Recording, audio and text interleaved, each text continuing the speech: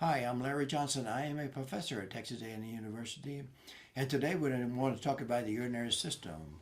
We want to talk about the renal corpuscle, their features and functions, filtration barriers, urinary pole, proximal tubule, nephron transition regions, distal tubules, juxtaglomerular apparatus, renin, uh, paratuber capillaries of the basal rectae, the countercurrent system, and the medulla collecting ducts.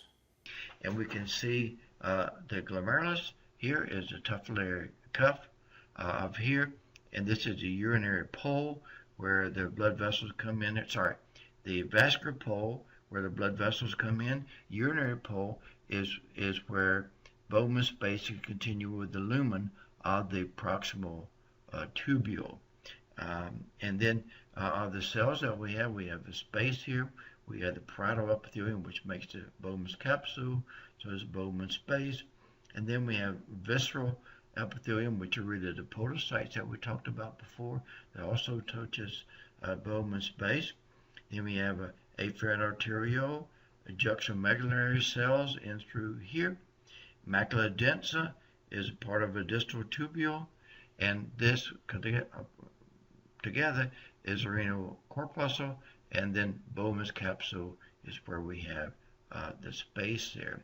If we want to see those again, we can see this is the glomerulus here and here, and we have the Bowman space, the space in between there, and then we have the parietal epithelium that surrounds this in this case, and then we have the visceral epithelium, which are the podocytes. Remember, that was part of the original wall. Here we see the macula densa and the distal tubule, and this is a arteriole. So the arterioles produce a filtrate, glomerular filtrate, and it's brought about by the arterioles entering and leaving. You got the glomerular endothelial cells, so the blood has to go through the endothelial cells, through the basal lamina, through the visceral leaf to get into a Bowman space. So you go from the blood vessel through the endothelial cell, through the podocyte on the outside to get in through there. And there is the basal lamina is in between there. So the barrier is between the blood endothelial cells, which are fenestrated, basal lamina, and then the podocytes on the outside to get into a Bowman space. So here we can see the different components of the filter. You got it fenestrated, and you can see the fenestra right here. This is the endothelial cells, fenestrated endothelium. You also have a basal lamina. It's a combination of a basal lamina between the endothelial cells here and the podocytes there. And then you have the filtration slits of the podocytes. The podocytes has major processes and secondary processes, and then it has little finger-like coverings that covers over the glomerulus. So you really can't see the capillary tuft with a scanning electron microscopic view. If you're looking in a Bowman space, all you see is the podocytes wrapped around each of these, and they have these little slits with a diaphragm for slit membrane as part of the barrier. So the glomerulus basal lamina is thick, ionic. It filters micromolecules according to size and charge. Now the glomerulus has extreme filtration, much more than others because it's large in size. And here you can see the glomerulus with the capillary tufts, and you can see here many glomeruli. It also large resistance afforded by the reduced diameter of the efferent arteriole. So the afferent and efferent is smaller. That produces a pressure head in the glomerulus for the fluid to go through to produce a filtrate. Thin filter, very thin. Endothelial cells, podocytes, and the lamina, basal lamina. And then also here we see the fenestrated endothelial cells of the capillaries, so that it's 25 times more permeable than regular capillaries for the filtrate to be produced. So the hydrostatic pressure brought about by the difference in the size of these vessels produces 180 liters of filtrate a day.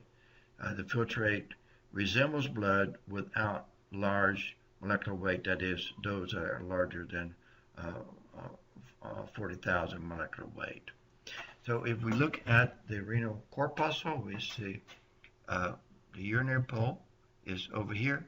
The vascular pole is over here, where you see the site of the afferent and efferent arteriole coming in there. The urinary pole is a site of union of the podocytes of the capsule with the proximal tubules cells.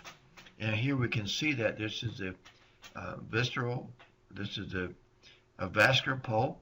You can see the vascular pole here. This is the distal tubule, and then these are the artery coming in through there. There's a little arteriole coming in through there. Then we have a urinary pole. You can see where this has been removed, and this is going to be the proximal tubule down there. So this is these are parietal epithelium in through there, parietal epithelium right in through there and here, and this is where you have the urinary pole, where parietal epithelium gives rise to the cells of the proximal tubule that you can see there.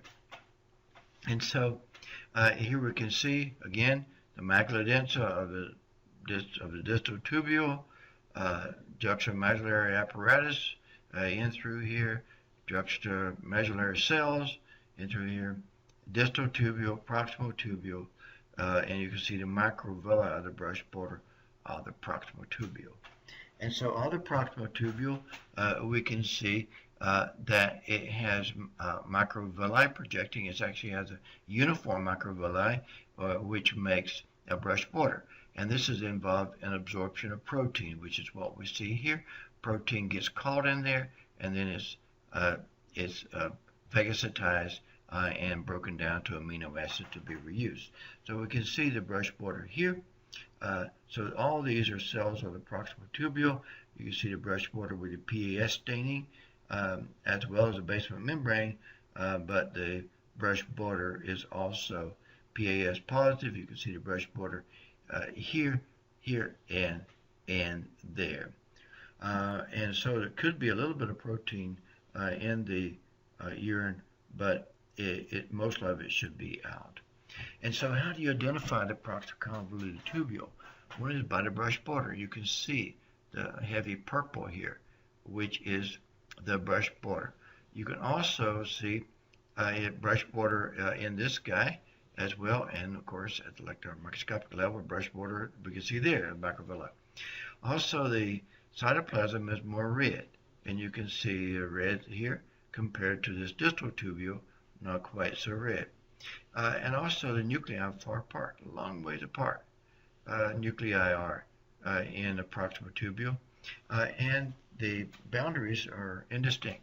And here you can see why. Scanning electron microscopic view showing that one cell interdigitates in another cell, and as a consequence, it doesn't make a distinct boundary between adjacent cells. That's how you identify the proximal tubules. We see lots of proximal tubules in through there. Most of the tubules in here are going to be proximal tubules. And you see the nephrons, juxtamedullary nephrons. These are the arcuate arteries that go in through there. Medullary rays run up where the cortical material runs into where the medullary material runs into the cortex. These are medullary rays where the nephrons are going down to the medulla to come back up to the top. Now, where the proximal tubule descending portion ends and the loop of Henle begins, you can see the transition. And so you see the brush border of the proximal tubule, and all of a sudden it becomes very thin.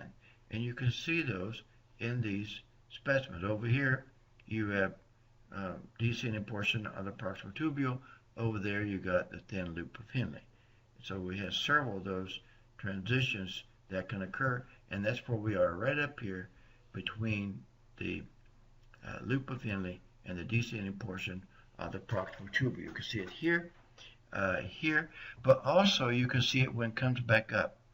You can see a transition between the two as well, where this is the distal tubule and this is the thin portion of the loop of Henle. So what it appears is that the descending portion of a thin portion of the loop of Henle looks like this, but the ascending portion is more bubbly, like that. So this is a thin, this is the ascending thin loop of Henle, and this is the ascending thick distal tubule that we see. So we can see that again. So we're talking about a transition of the distal tubule here now. This is definitely distal tubule here, and thin portion of the loop of Henle. Same type thing here. You can see where the mitochondria are lined up by the infolding of the plasma membrane in the distal tubule. Also, it has no brush border. This is plainly distal tubule, and that's continuous with this thin portion of the loop of Henle, which is bubbly, as we mentioned before. And so the descending portion looks like this, but the ascending portion, the cytoplasm, is kind of bubbly. So this is the distal tubule that's ascending. You see the mitochondria lined up in through there. It has microvilli, but no brush border. And then we have a distal convoluted tubule. How do you define that? One, no brush border. Also, less eosinophilic, more less red than what you see in a proximal tubule. Proximal tubule, and here's the distal tubule. Nuclei are close together, as you see there and there, and the lumen is fairly larger. And so those are some of the characteristics you see with the distal tubule compared to the proximal tubule. Proximal tubule has brush border, no brush border. Nuclei far apart, nuclei close together. Less eosinophilic. That's what we can see. And then where the distal tubule comes back up with a vascular pole, this is afferent, efferent arteriole, you have a high density of cells there. We call that macula densa. And this is an osmotic sensor. This macula densa senses osmotic pressure, should be hypotonic. If it's not hypotonic, it will cause these smooth muscle cells, modified smooth muscle cells in the afferent and efferent arteriole to release renin. And so here we can see the arteriole. There's a distal tubule right in through there. It's kind of ragged, but it is. And if you look again, this is the, here we can see the renin in itself. So this is the renin that we see in the vascular pole right in through there, which are in the smooth muscle cells, modified smooth muscle cells of the afferent arteriole, and next to, right next to the macula densa. And so as we come, we see there's a rich vascular supply, not only to the glomerulus, but also in the peritubular capillaries. And they're all around in the cortex, as you see there, but also they extend down into the medulla as a vasa recta. And so we can see little groups of tubules, and you can see these are descending portions of the loop of Henle we talked about before, but the thinner one, see how thick that loop of Henle is, as opposed to this real thin one here is the capillaries. And so we can see the capillaries in through there, and these are the capillaries that wrap around the proximal tubule as well as the distal tubule. This is down in the distal, this is down in the medulla, down in through here, but also in the cortex and the medulla, the peritubular capillaries surround them. And so we can see the similar type thing. So we see the peritubular, we see the peritubular capillaries coming out from the efferent arteriole, going down various lengths down in through there, and you can see the renal corpuscle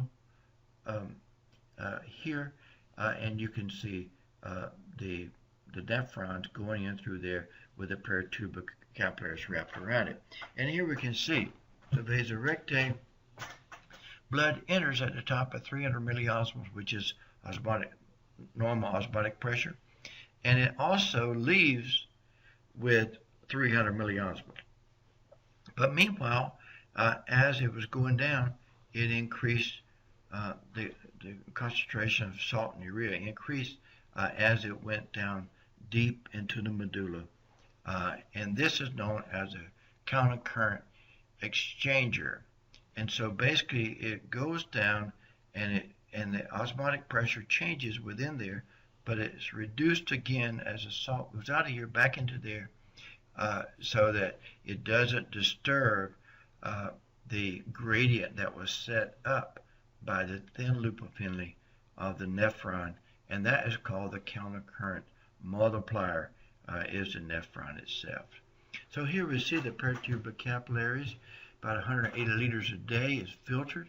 That's 4 times reabsorption of all other vessels in the body. The endothelial cells are really extremely porous. They're fenestrated. The osmotic pressure, because the proteins have been retained, that brings the fluid back in. Low capillary pressure and proximity to the urinary tubules. So these are the glomeruli, urinary tubules, but then the nephrons, and then these are the peritubular capillaries. About 85% of the water sodium of the glomerular filtrate is reabsorbed in the proximal tubule. So the bulk of this 180 liters never gets to the medulla. It's already absorbed from the proximal tubule. And from the distal tubule, you have a collecting tubule. And the collecting tubule is distinct by distinct boundary between adjacent cells. And the cells are getting taller, maybe more columnar, as you can see. So this is a thick and thin portion of a loop of Henle, and this is a collecting tubule. And when you get down, the collecting tubule becomes even taller and very distinct, and it becomes a papillary duct that empties into the minor calyx. Here we can see the tall cells of the collecting tubule. And so we have the capsule, of course, around the outside, and then we have the minor calyx, where you have transitional epithelium located in through there. So the papillary ducts that we saw right here, they give rise to transitional epithelium. Again, we can see the minor calyx, so it's medulla coming down, be transitional epithelium right in through there. We want to thank the original sources of images, figures, drawings that may have been used during this presentation. Thank you. This is the end of urinary system, renal corpuscles, filtration, proximal distal tubules, and the medullary collecting ducts. Thank you.